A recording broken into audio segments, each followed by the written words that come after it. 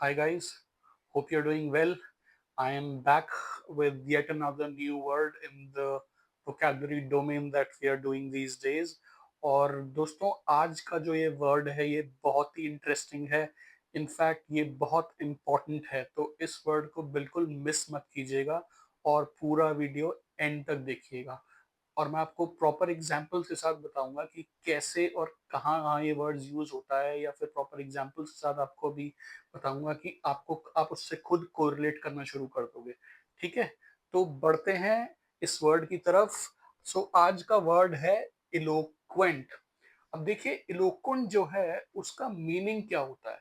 Eloquent का meaning होता है फ्लुएंट और परसुएसिव इन स्पीकिंग और राइटिंग.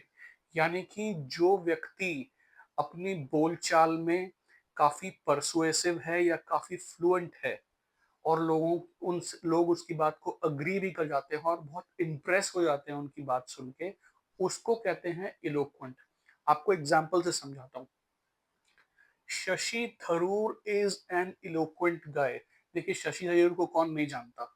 जिस तरीके की वो इंग्लिश बोलते हैं, not just locally here in India, across the globe he is known for his English. वो जाना जाता है उनको अपनी इंग्लिश के लिए कि वो किस तरीके से इंग्लिश बोलते हैं, कितना फ्लुएंटली बोलते हैं, कितना डेटा होता है उसमें, और कितना इम्प्रेसिव तरीके से बोलते हैं. लोग इम्प्रेस हो जाते हैं उनसे. तो Shashi Tharoor is an example of of an eloquent guy.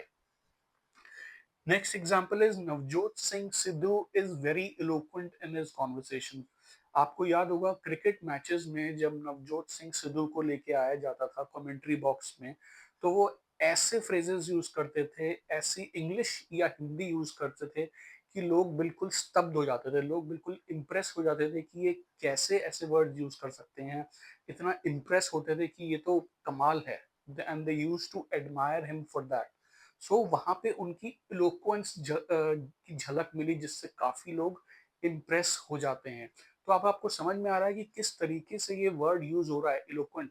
आपके ऑफिस में भी हो सकता है. देखिए, कुछ लोग ऐसे हों जो कि काफी अच्छी तरीके से काफी फ्लुएंटली बात करते हैं, जिनको देख के लगता है कि मुझे ऐसे बनना है या मुझे ऐसी इंग्लिश में बात करना है. कितना फ्लुएंट है, लोग परसुएड भी हो जाते हैं. And he's always always on top of his game. Third example समझते हैं. Kapil शर्मा's eloquence in comedy is noteworthy. Kapil Sharma को देखिए, कौन नहीं जानता. उनका प्रोग्राम आता है comedy nights with Kapil. In fact सबसे पहले आया था और आजकल भी प्रोग्राम आ रहा है. उनकी कॉमेडी के बारे में हर कोई जानता है. जिस तरीके की उनकी टाइमिंग है और जिस तरीके का उनका ह्यूमर है, वो काफी इम्प्रेसिव है. और इसी के चलते आप देखेंगे कि उन्होंने काफी ज्यादा नाम कमाया है, काफी ज्यादा सक्सेस कमाई है. तो इस केस में जहाँ पे हम इस एग्जाम्पल को ले रहे हैं, आपको नोट करना होगा कि मैंने यहाँ पे इस वर्ड को एज अ वर्ब यूज नहीं किया. मैंने यूज किया है एज एन एब्स्ट्रैक्ट नाउन. मतलब इलोक्वेंस, यानी the quality of being eloquent. और मैंने जानबूझकर यहाँ कपिल शर्मा का एग्जांपल लिया है ताकि लोग आइडेंटिफाई कर पाए कि मैं कह क्या रहा हूँ. अब इम्प्रेसिव देखिए कई चीजें हो सकती हैं. किसी की कॉमेडी इम्प्रेसिव हो सकती है, किसी के बोलने का तरीका इम्प्रेसिव हो सकता है, किसी के इमोशंस इम्प्रेसिव हो सकते हैं. जो भी चीज इतनी इम्प्रेसिव हो कि जो किसी को भी परसुएड कर दे, फ्लुएंटली बात करे, जिससे आपको लगे कि वाह क्या बोला है या क्या लिखा है, वहां यूज होता है इलोक्वेंट. लास्ट सेंटेंस समझते हैं. PM Modi speech in the US was very eloquent. देखिए, हमारे प्रधानमंत्री हैं वो एक बहुत ही बेहतर एग्जाम्पल है समझने के लिए कि इलोक्वेंस एक्चुअली होती क्या है. In fact he is one of those leaders जो कि बिल्कुल भी पहले बोलने से पहले प्रिपेयर करके नहीं जाते हैं. जो भी वो बोलते हैं वो it comes from with in. उनको इतनी नॉलेज है, इतना उनमें टाइमिंग है, इतना उनको पता है कि क्या बोलना है किसके सामने. और उनकी स्पीचेस देखिए. अब उनका 2014 से अब तक जो है थर्ड टर्म है. अभी भी जब वो स्पीच देते हैं तो कितनी कैप्टिवेटिंग होती है. इसी वजह से उनको लोग एक स्ट्रॉन्ग लीडर समझते हैं, not just in India but globally also.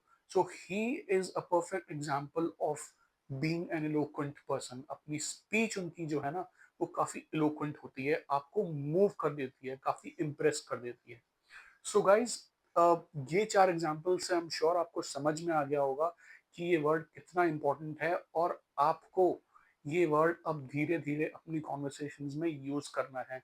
So please guys understand this word, learn this word, this is very, very important and मैंने जानबूझ के ये वर्ड आज मेंशन किया है क्योंकि मुझे लगा ये it is worth being told here, ये ज़रूर बताना चाहिए। ये हमारे सामने एग्ज़ाम्पल्स हैं या काफ़ी सारे एग्ज़ाम्पल्स ऑफ़िस में भी रहते हैं।